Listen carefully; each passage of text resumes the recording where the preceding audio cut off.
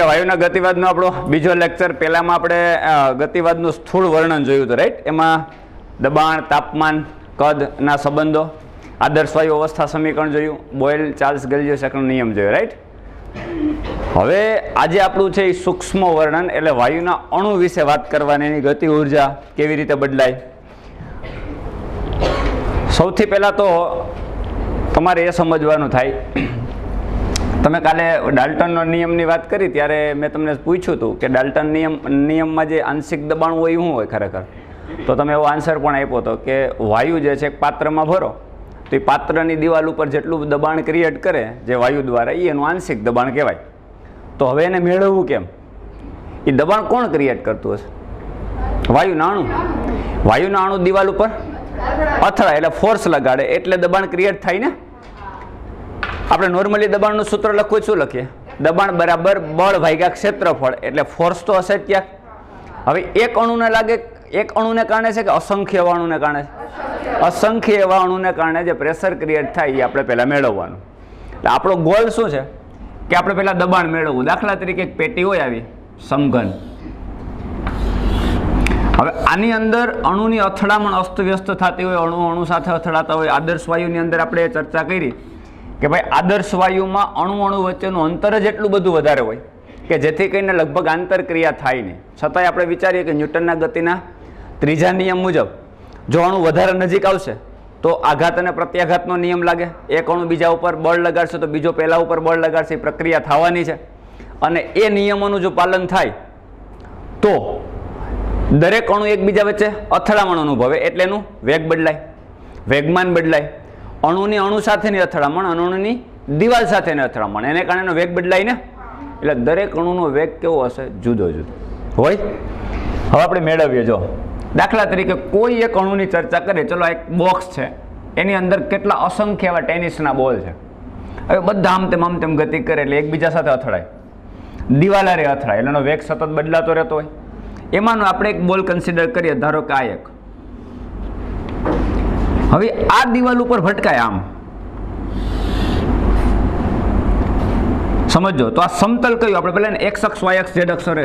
આ એક્સ અક્ષ, આ તમારા માટે વાય અક્ષ અને આ તમારા માટે ઝેડ અક્ષ.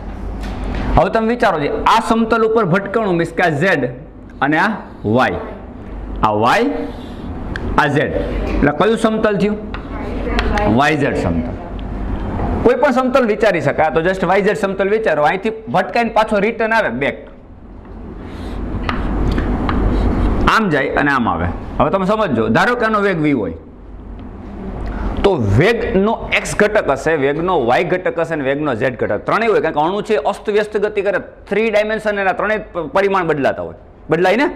અસ્તવ્યસ્ત ગતિ કરે એટલે ત્રણેય પરિમાણ એના બદલાતા હોય. એટલે વેગનો એક્સ ઘટક એ બદલાય, વાય ઘટક અને ઝેડ ઘટક. હવે આ દિવાલ ઉપર ભટકાય તો કયો ઘટક નહીં બદલાય? તમે વિચારો. જોજો આના બે ઘટક હું વિચારું, એક આમ અને એક આમ. આ દિશામાં વેગ હોય તો વેગના બે ઘટક મળે, વેગનો આ એક્સ ઘટક અને વેગનો વાય ઘટક. ઝેડ પણ હશે પણ અત્યારે આપણે 2 ડાયમેન્શન વિચારો એટલે ઝેડની ઓટોમેટિક ખબર પડી જશે. આ વી એક્સ અને વી વાય છે. હવે ભટકાઈને પાછો આવશે એટલે એના પાછા બે ઘટક વિચારી શકાય, એક આમ અને એક નીચે.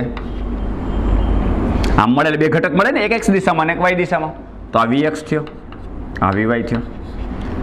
જોજી કયો ઘટક ચેન્જ નથી થયો?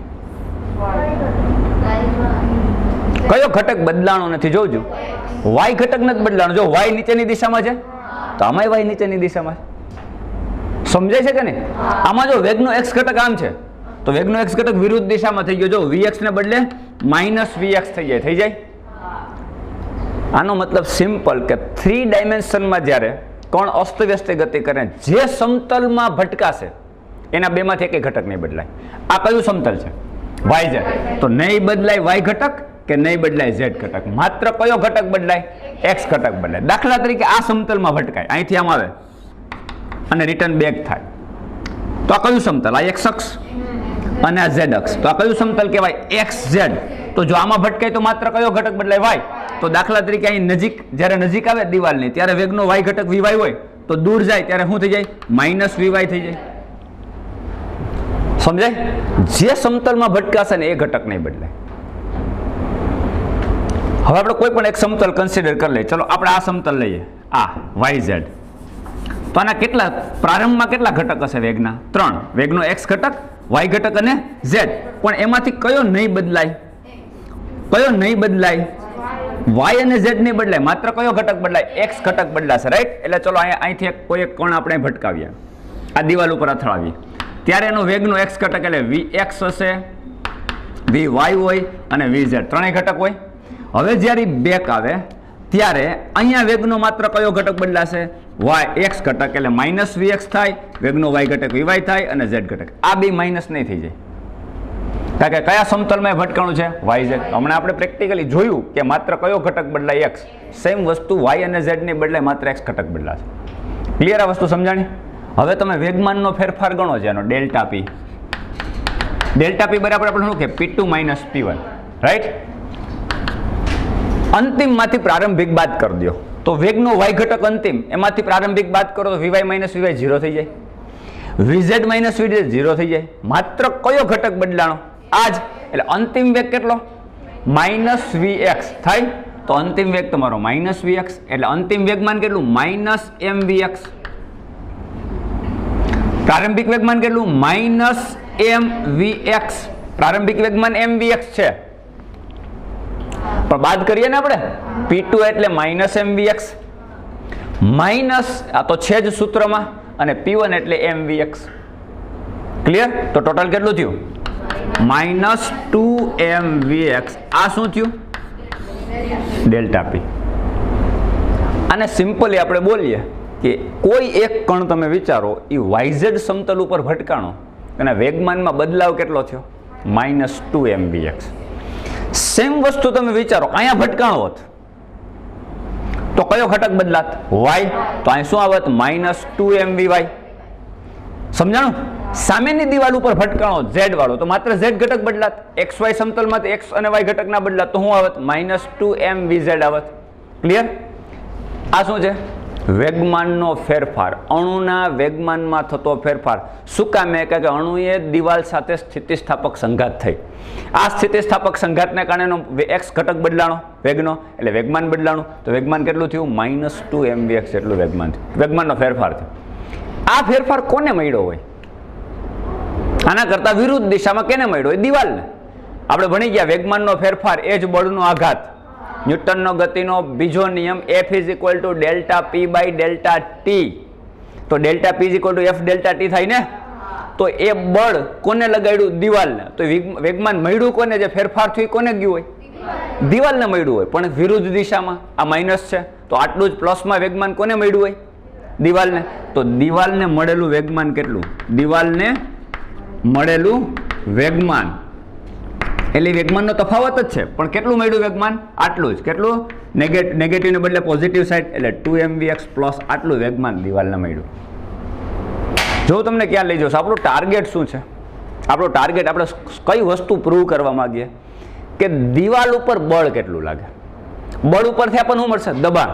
તો આપણે મેળવવાનું છે કે આવું કોઈ બોક્સમાં વાયુ ભર્યો હોય તો વાયુનો ગતિવાદમાં અણુની જે અથડામણ થાય છે એ અણુ જે છે દિવાલ ઉપર કેટલું પ્રેશર ક્રિએટ કરે આ મેળવવું. તો પ્રેશર મેળવવા માટે આપણે પહેલા ક્યાં જવાનું? બળમાં.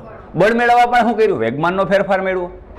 કોને કારણે? એક અણુને કારણે. હવે એક અણુ તો ફરતો નથી, ઘણા બધા અણુ અસ્તવ્યસ્ત ગતિ કરે એને કારણે દબાણ થાય છે. તો અત્યારે પહેલા મેં એક અણુ માટે મેળવ્યું. હવે સમજજો આ કેટલા અંતરે હશે ભટકાતો હશે અણુ. અંતર કેટલું? તો કે વેગ ગુણ્યા સમય. અંતર કેટલું થાય? વેગ ગુણ્યા સમય. તો વેગ એટલે વેગનો કયો ઘટક? x ઘટક એટલે vx. કેટલા સમયમાં? તો કે ΔT સમયમાં. તો વેગ ગુણ્યા સમય એટલે શું થાય? અંતર થાય ને કે નહીં? તો કેટલા અંતરે રહેલો કોણ ભટકાતો હશે? vx ΔT. આટલા અંતરે રહેલો કોણ જ ભટકાઈ શકે ને? અંતર બરાબર શું થાય? વેગ ગુણ્યા સમય. તો વેગ vx ગુણ્યા ΔT. આટલા અંતરે રહેલો કોણ કોઈ ભટકાતો હશે. એક ડાયમેન્શન મળી ગયું આપણે અંતર. જો મારે શું તમે સમજજો પહેલા કે હું ક્યાં તમને લઈ જાઉં છું. અણુની સંખ્યા મારે ગણવી કે કેટલા અણુ ભટકાય. તો પહેલા મારે શું વિચારવું પડે કે કોઈ એક અણુ કેટલા અંતર હશે એ ભટકાશે? vx ΔT. હવે હું એક વિચાર કરું કે આવો એક નાનો કદનો ટુકડો લઈ લઉં. આવો કે આમાં જેટલા અણુ હોય ને એટલા ભટકાય. તો મારે ગણતરી શું કરવાની થાય કે અહીંથી એટલા અંતરે Vx ડેલ્ટા ટી આટલું અંતર થયું અને ગુણ્યા ક્ષેત્રફળ એટલે કદ થઈ જાય. અંતર ગુણ્યા ક્ષેત્રફળ એટલે કદ થઈ ગયું ને. આટલા કદમાં રહેલા અણુઓ શું થતા હશે? ભટકાતા હશે ડેલ્ટા ટી સમયમાં.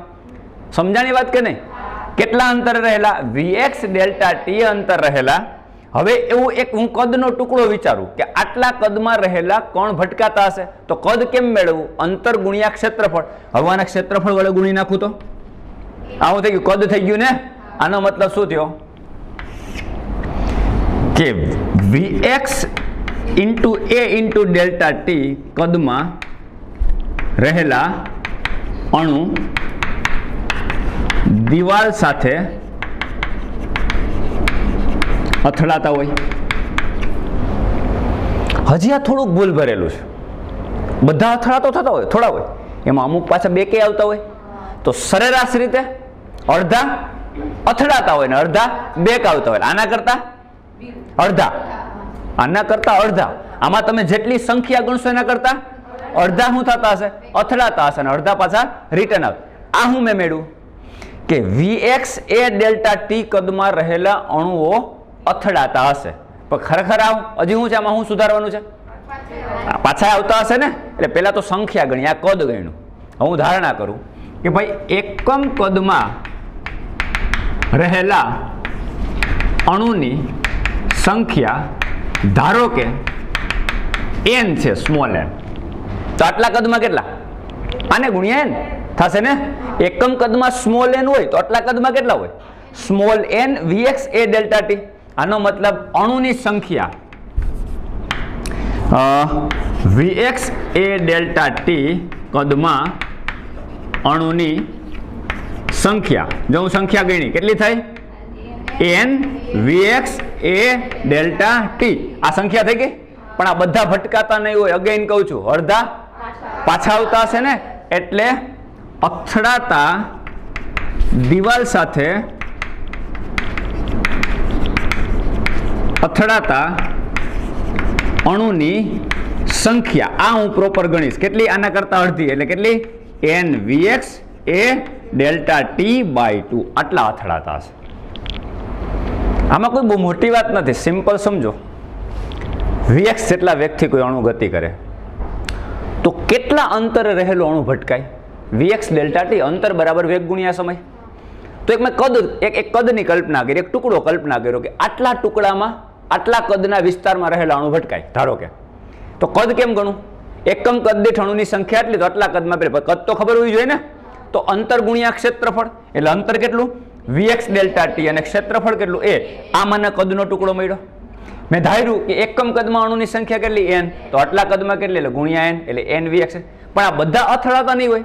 અડધા અથડાય ને અડધા બેક આવે એટલે મેં ડિવાઈડ બાય 2 કર્યું. આટલા મને અણુ અથડાય એની સંખ્યા મળી. અરે ક્લિયર? આ વસ્તુ સમજાઈ ગઈ બધા? આટલું કટ એન્ડ ક્લિયર? ઓકે. હવે જો વેગમાનનો બદલાવ કોના માટે ગણ્યો આપણે? એક અણુ માટે. તો આપણી સંખ્યા મળી ગઈ. તો બધા જ અણુનો વેગમાનનો ફેરફાર ગણો તો ગુણ્યા આટલું કરી દેવું પડે ને. આટલું પ્લસ 2mvx. દિવાલને મળેલું વેગમાન, આ વેગમાન કોને કારણે મળ્યું? દિવાલને. એક અણુને કારણે. તો આટલા અણુને કારણે કેટલું? આને ગુણ્યા આટલું કરવું પડે ને. તો દિવાલને મળતું કુલ વેગમાન, દિવાલને મળતું કુલ વેગમાન કેટલું? તો કે 2mvx. આ એક અણુને કારણે છે. તો મારી પાસે આટલા અણુ છે ને. તો ગુણાકારમાં શું મૂકવું પડે? nvx એ ડેલ્ટા ટી બાય 2 આટલું વેગમાન મળે. ચલો આનો ફાઇનલ આન્સર લઈએ તો 2 કેન્સલ. Vx ગુણ્યા Vx એટલે Vx સ્ક્વેર થઈ જાય. n ઇન્ટુ m એટલે ફાઇનલી શું થયું? nm Vx સ્ક્વેર એ ડેલ્ટા ટી. ક્લિયર? હવે છે ને આ આકૃતિ અહીંથી જવા દો, આપણે જરૂર પણ નથી હવે આકૃતિની. બરાબર? ખાલી આપણે કેલ્ક્યુલેશન જોવાનું છે કેવી રીતે થાય. આ શું મળ્યું? આ ટોટલ શું મળ્યું આપણને? દિવાલને મળતું કુલ વેગમાન આટલું મળ્યું. 2 કેન્સલ કર્યા એટલે દિવાલને મળતું વેગમાન કેટલું? વેગમાન ડાયરેક્ટ આમ લખું, વેગમાન બરાબર n m Vx ગુણ્યા Vx એટલે Vx એ ડેલ્ટા ટી. એ ડેલ્ટા ટી આટલું થયું. Vx square sorry Vx square. થઈ ગયું, આટલું વેગમાન મળ્યું. હવે મારે ડાયરેક્ટ દબાણ ઉપર જવાનું છે. જો બળ બરાબર વેગમાન બાય ડેલ્ટા ટી સમય થાય ને, વેગમાનનો ફેરફાર તો આ દિવાલને મળતું વેગમાન છે એટલે હું delta P by delta T કરીશ એટલે ઉડી જશે. અને બળને પાછો કોના વડે ભાગું? ક્ષેત્રફળ વડે. એટલે મને ડાયરેક્ટ શું મળશે? દબાણ. એટલે એનો મતલબ શું થાય કે એ અને ડેલ્ટા ટી બંનેને ઉડાડ દો અહીંથી એટલે શું મળશે? દબાણને. સમજાણું કે નહીં? એફ બરાબર શું લખીશ? આના છેદમાં ડેલ્ટા ટી. એટલે ડેલ્ટા ટી ગયો, એ જે એફ મળ્યો એના છેદમાં એ મૂકું એટલે એ ગયો, એ મને શું આપશે? દબાણ. તો આનો મતલબ થાય દિવાલ પર ઉદ્ભવતું દબાણ, ડાયરેક્ટ હું લખું દબાણ P is equal to NM VX નો સ્ક્વેર, કારણ કે આ બંને કેન્સલ થઈ જશે એ અને ડેલ્ટા ટી, એટલે દબાણનું સૂત્ર મળ્યું. હાલો, ક્લિયર? અહીંથી અટકતું નથી. આપણે શું ધારણા કરી હતી? વેગનો x ઘટક લઈને ધારણા કરી, પહેલી વાત. બીજી વસ્તુ આપણે એવું થયું કે ભાઈ સ્થિતિસ્થાપક અથડામણ છે, વાયુના અણુ અણુ વચ્ચે અથડામણ થાય છે દિવાલ સાથે, તો સતત એનો વેગ બદલાતો રહે, તો આપણે તો ફિક્સ વેગ લઈ લીધો Vx. આવું તો ન ચાલે ને. એટલે આ ખરેખર શું હોય? સરેરાશ લેવો પડે. આનું શું લેવું પડે? સરેરાશ વેગ લેવો પડે. દરેક વખતે વેગ જો બદલાતો રહેતો હોય તો વેગનો સરેરાશ લેવો પડે ને.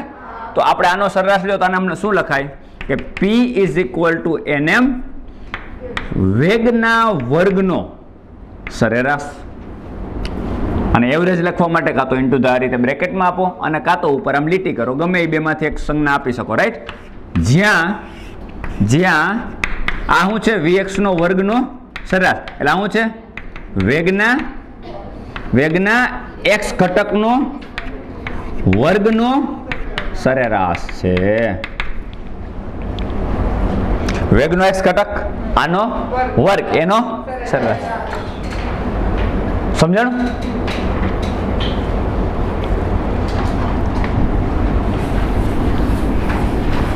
હવે ખાસ ધ્યાન રાખો, મેં x ઘટકના ફોર્મમાં લખ્યું ને, હવે y ઘટક એ હોય, z એ હોય.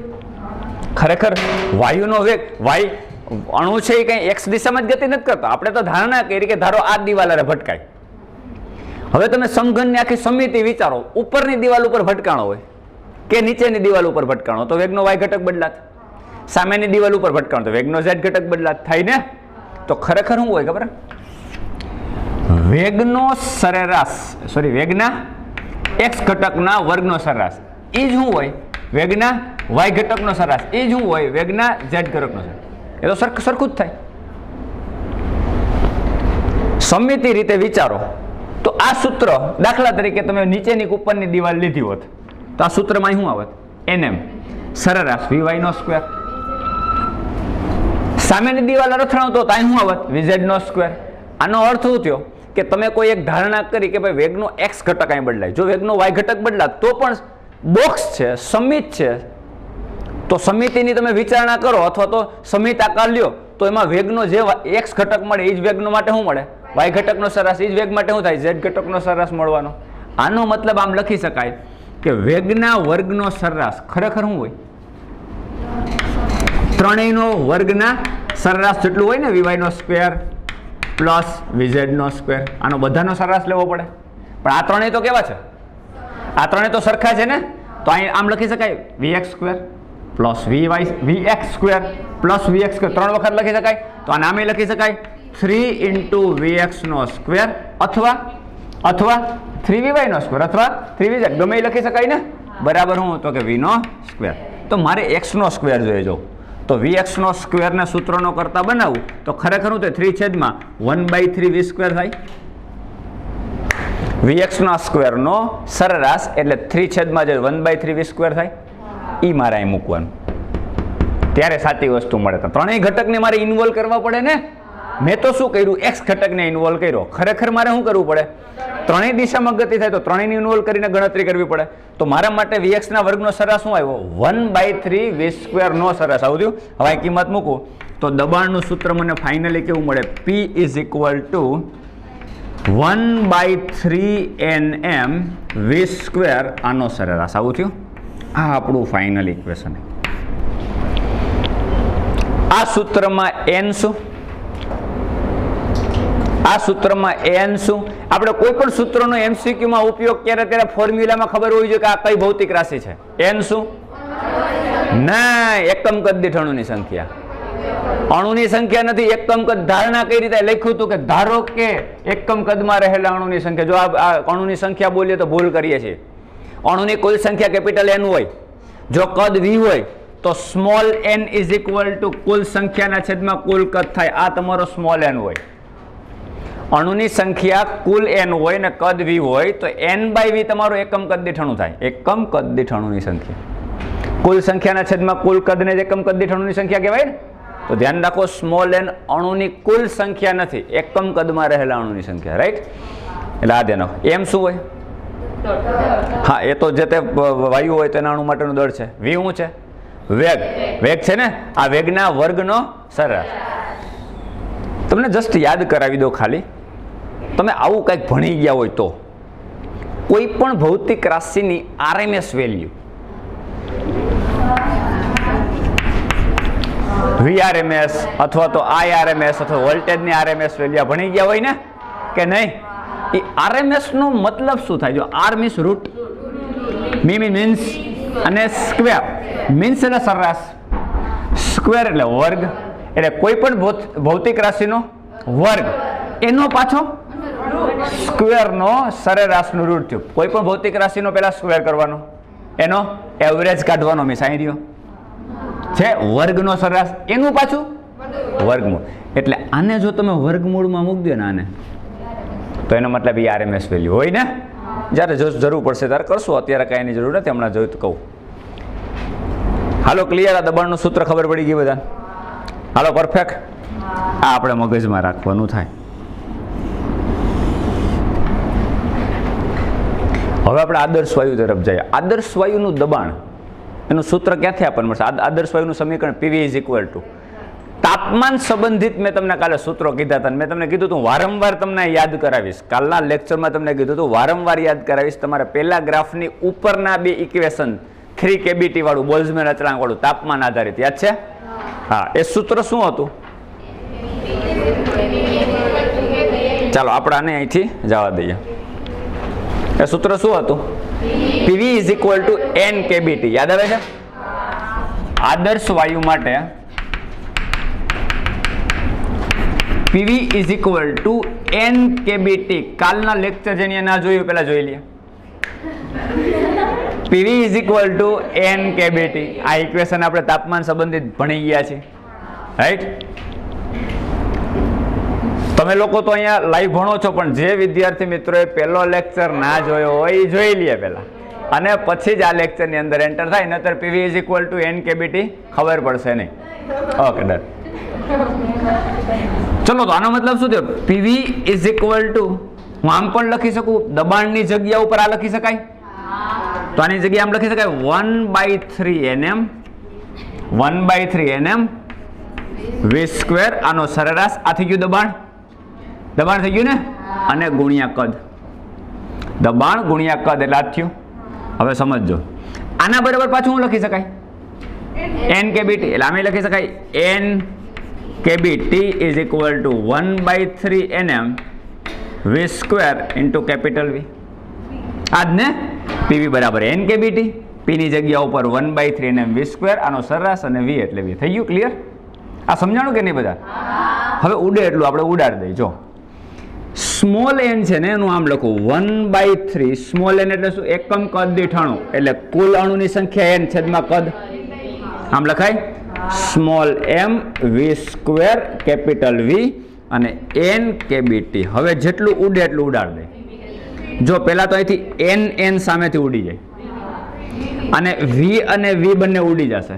એટલે ફાઇનલી તમારો આન્સર આવ્યો KBT is equal two 1/3 m v square, આનો એવરેજ.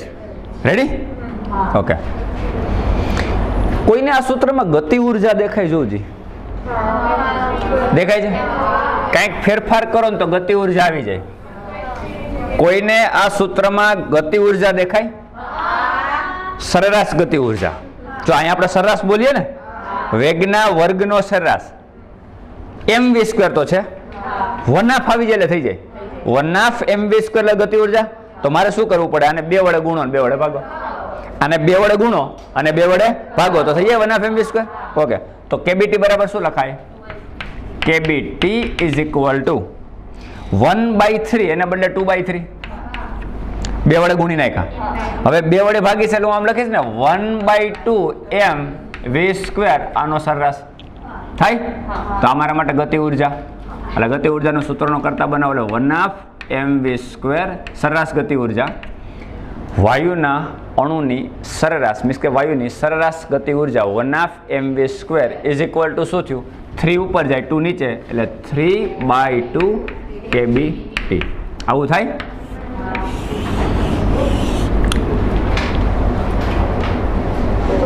હવે સમજો તમે આવું થર્મોડાયનેમિક્સમાં પણ ભણી ગયા છો. સમજો તમે થર્મોડાયનેમિક્સમાં આવું કંઈક ભણી ગયા છો કે વાયુની આંતરિક ઉર્જા કોના ઉપર ડિપેન્ડ હોય? તાપમાન ઉપર. ભણી ગયા ને?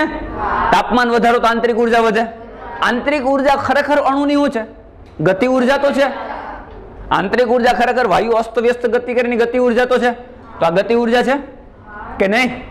તો એ કોની ઉપર ડિપેન્ડ છે? તાપમાન ઉપર. કે 3/2 kb તો કોન્સ્ટન્ટ. એટલે આંતરિક ઉર્જાનો આધાર કોની ઉપર? તાપમાન ઉપર. એટલે ખરેખર આંતરિક ઉર્જા પ્રોપોર્શનલ ટુ T હોય. તાપમાન વધારો તો આંતરિક ઉર્જા વધે. શું કામ? તાપમાન વધારો એટલે ગતિ ઉર્જા વધે. ગતિ ઉર્જા છે જેના માટે આંતરિક ઉર્જા છે. સમજાણું કે નહીં? તો આ તમારા માટે વાયુની આંતરિક ઉર્જા. જો સમજો વાયુની ગતિ ઉર્જા છે કોના માટે? કોઈ એક અણુને આપણે કન્સિડર કર્યો, એમાંથી આપણે ઘણા બધા અણુને લીધા, બધાનો વેગ જુદો જુદો હોય, એના આધારે આપણે સાબિત કર્યું કે 1/2 mv square is equal two 3/2 kbt થાય. એમાં 3/2 kb કોન્સ્ટન્ટ છે, અચળ હોય, બદલાય નહીં. તાપમાન વધારો તો ઉર્જા વધે. એ જે ગતિ ઉર્જા છે વાયુની આંતરિક ઉર્જા છે. એટલે મેં કીધું કે આંતરિક ઉર્જા એ તાપમાનના સમપ્રમાણમાં હોય. તાપમાન ઘટાડો તો ઘટે, વધારો તો વધે. હવે સમજો કોઈ જગ્યાએ આવું સૂત્ર લખ્યું હોય તો આપણને કન્ફ્યુઝન ના થવું જોઈએ. જસ્ટ તમને એટલા માટે કહું.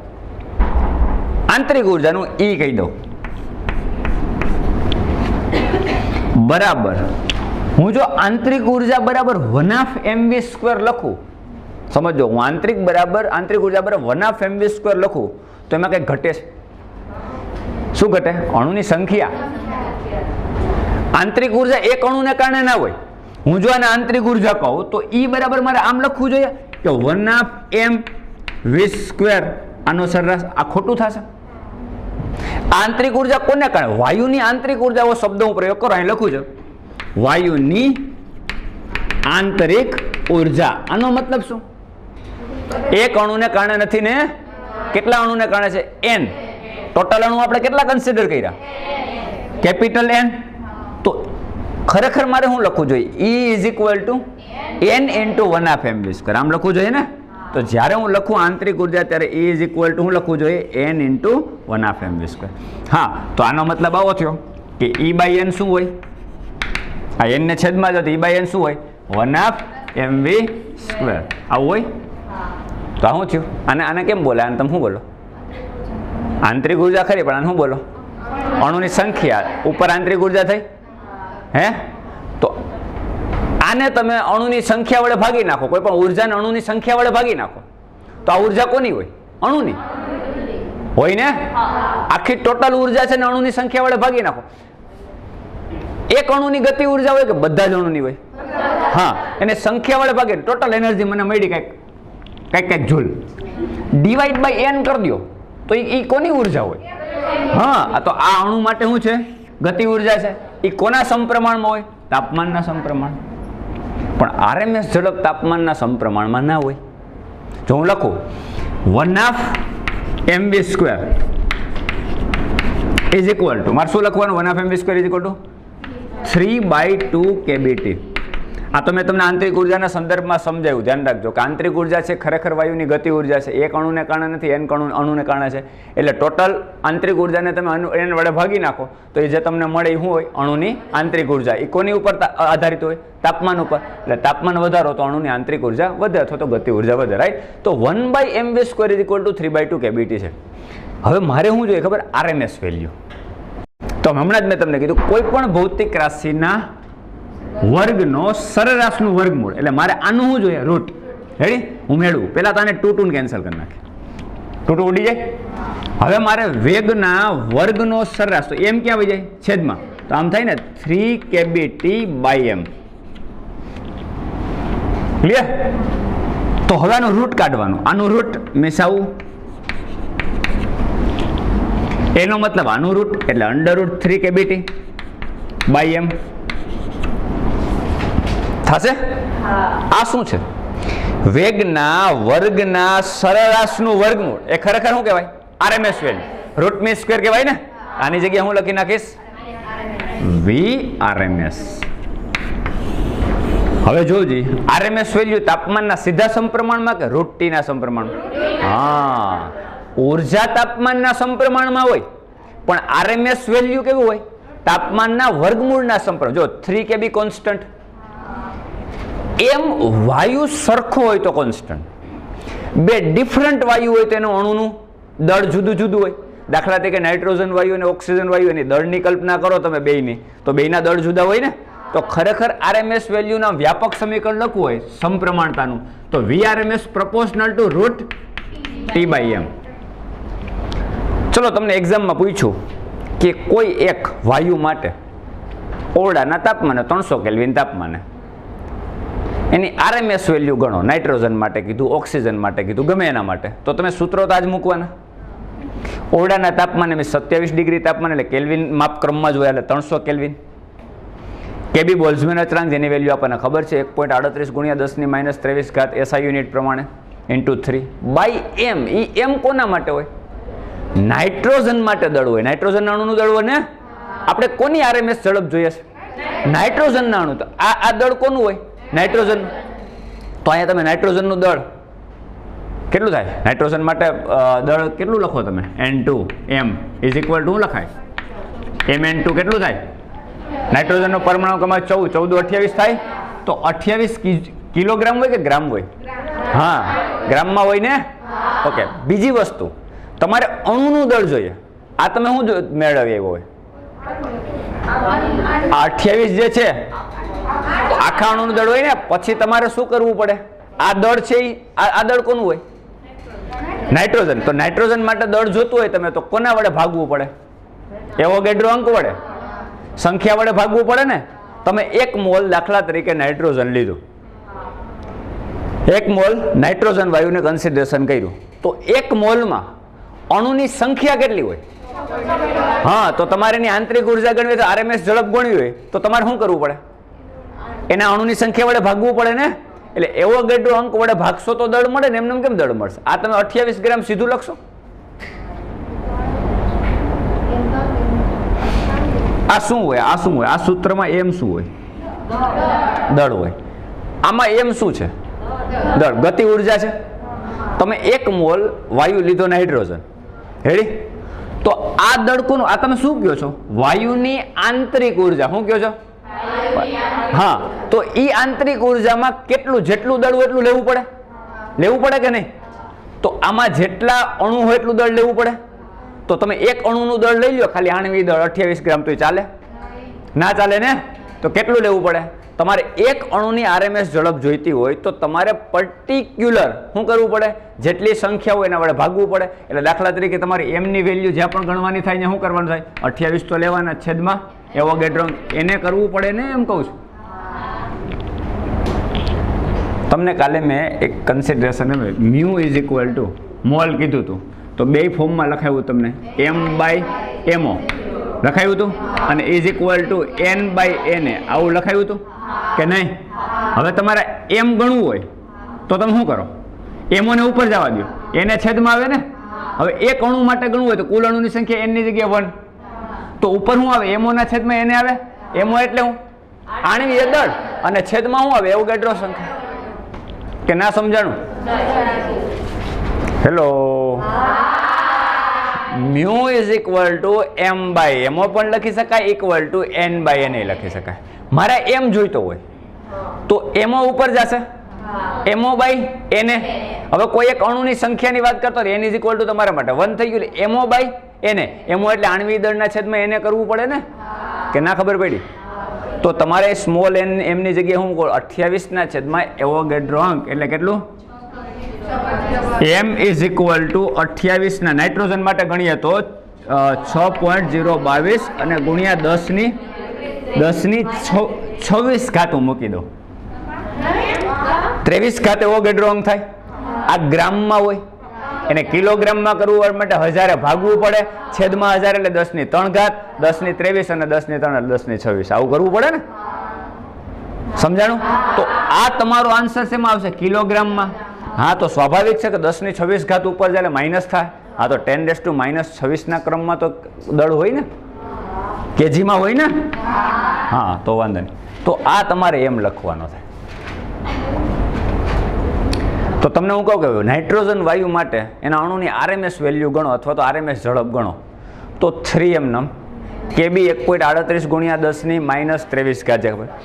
એમ એટલે નાઇટ્રોજન માટે આ લખવું પડે અને ટી એટલે તાપમાન. તો 300 કેલ્વિન કીધું, ઓરડાના તાપમાને કીધું તો 300 કેલ્વિન તાપમાન 27 ડિગ્રી. આ બધી વેલ્યુ તમે મેળવો તો આરએમએસ વેલ્યુ મળે.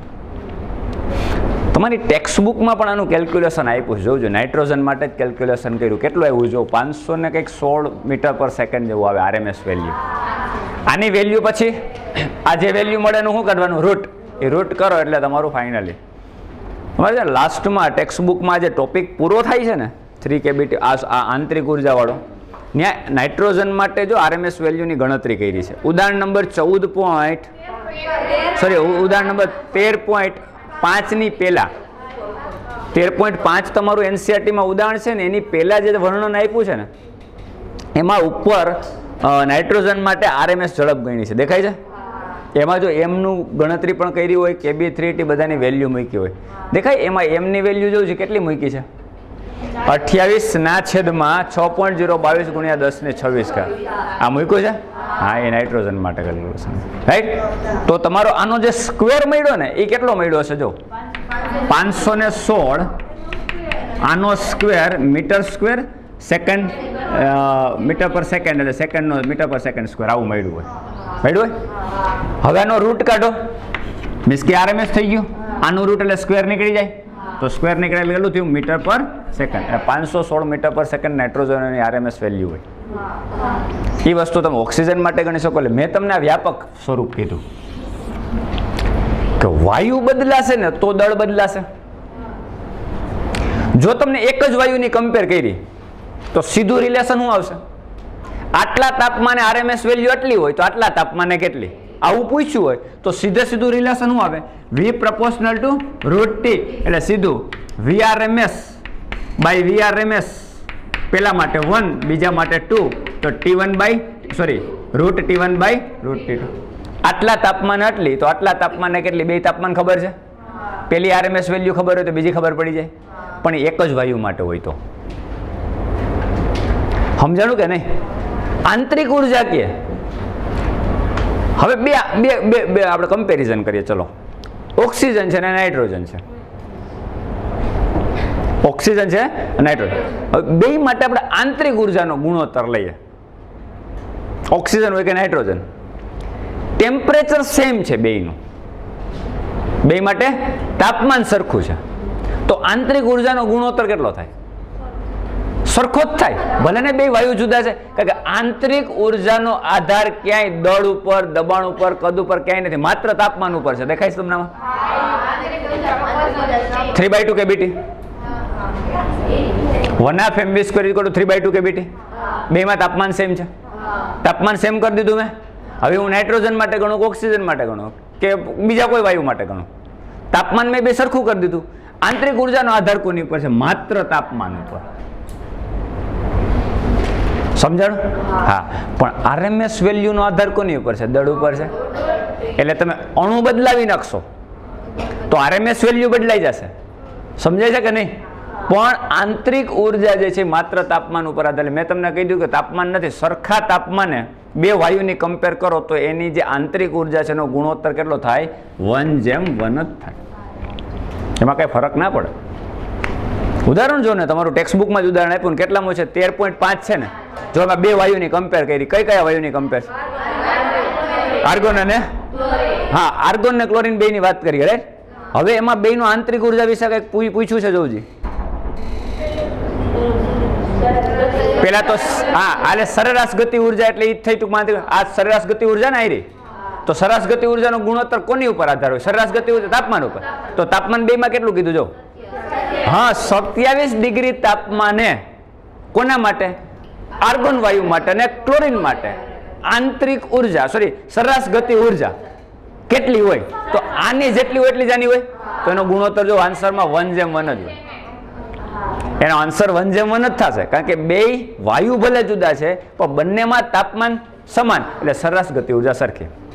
હવે બેની આરએમએસ વેલ્યુનો ગુણોત્તર લેશો તો જુદો હશે, કારણ કે આરએમએસ વેલ્યુમાં તાપમાન ભલે સરખું, ચાલો આ અચળ છે ઉડી જશે, આ અચળ આવું તો ઉડી જશે, પણ દળ અલગ છે ને. તો આરએમએસ વેલ્યુમાં અત્યારે વાયુ જુદો છે એટલે બેના દળ જુદા છે, તો તમારે રિલેશન શું લખવું જોઈએ? મેં તમને કીધું જો ટેમ્પરેચર જુદું હોય તો આ રિલેશન લખો. અત્યારે ટેમ્પરેચર બેમાં સેમ છે, વાયુ જુદા છે એટલે દળનું રિલેશન આવે, તો વીઆરએમએસ નું રિલેશન શું લખવું જોઈએ? Proportional two 1/√m. આનો મતલબ વીઆરએમએસ ફોર આર્ગન વાયુ ને, આર્ગન અને બીજો ક્લોરીન, તો VRMS for chlorine is equal to under root ની અંદર અહીંયા દળ ઊંધું આવશે છેદમાં, એટલે આરએમએસ દળ કોનું આવશે? આર્ગન વાયુનું. અને ઉપર દળ કોનું આવશે? ક્લોરીન વાયુ. તો આ બેનો ગુણોત્તર તમારે મેળવવો તો આ બેના દળનો ગુણોત્તર લેવાનો, વર્ગમૂળ એ તમારો જવાબ. તો આ ઉદાહરણમાં બેના દળ પણ આપેલા હશે, આપેલા છે.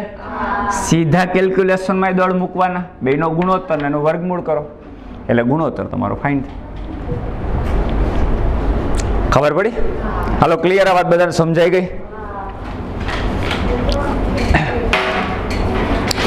ફાઇનલી આપણે શું મેળવ્યું કે કોઈ એક વાયુ છે એ કોઈ બોક્સમાં અથવા તો પેટીમાં ભરેલો હોય તો એ દિવાલ ઉપર કેટલું પ્રેશર ક્રિએટ કરે. એ પ્રેશરના સૂત્ર ઉપરથી આપણે આદર્શ વાયુ અવસ્થા સમીકરણ એની કમ્પેર કરી કે PV is equal two NKBT. PV is equal two, હવે જે પી આપણે મેળવ્યો હતો દબાણ એની કિંમત મૂકી દીધી એટલે આપણને ઉર્જાનું સૂત્ર કેના સ્વરૂપમાં મળ્યું? તાપમાનના સ્વરૂપ. તો સરેરાશ ગતિ ઉર્જા તાપમાન ઉપર આ કેવી રીતે આધારિત છે? સૂત્ર 3/2 kBT. થશે ક્લિયર?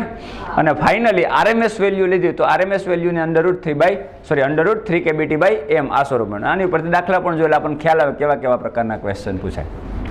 તો તમારો ટાર્ગેટ આ જ હોવો જોઈએ કે સરેરાશ ગતિ ઉર્જા કોની ઉપર ડિપેન્ડ છે અને આરએમએસ વેલ્યુ કોની ઉપર ડિપેન્ડ છે. આ સૂત્ર અને એક બીજું દબાણવાળું સૂત્ર, પેલું શરૂઆતમાં જ આપણે દબાણવાળું સૂત્ર તાર્યું ને, એ પણ તમને ક્યાંય ને ક્યાંય કામ આવશે, ધ્યાન રાખજો. બરાબર? દબાણ ઇઝ ઇક્વલ ટુ nm² વાળું સૂત્ર છે ને, હા, 1/3 nm² વાળું છે, તો એ પણ જરા ધ્યાનમાં રાખવાનું. હજી પણ આમાં અણુ કેવી રીતે ગતિ કરે, કયા ડાયમેન્શનમાં ગતિ કરે, કેવી તમે ધારણા કરો, ગતિના પ્રકાર કેટલા, એ પ્રમાણેના મુક્તતાના અંશો શું હોય, એ બધું આપણે જોવાનું હજી બાકી છે આમાં. પણ અત્યારે મને એવું લાગે છે કે અહીંયા સુધી આપણે લેક્ચર બ્રેક કરી દઈએ, પછી નેક્સ્ટ લેક્ચરમાં કન્ટિન્યુ કરશું. બરાબર? તો આજે આપણે અહીં સુધી રાખશું. નેક્સ્ટ લેક્ચરમાં આપણે મુક્તતાના અંશ વિશે ચર્ચા કરશું.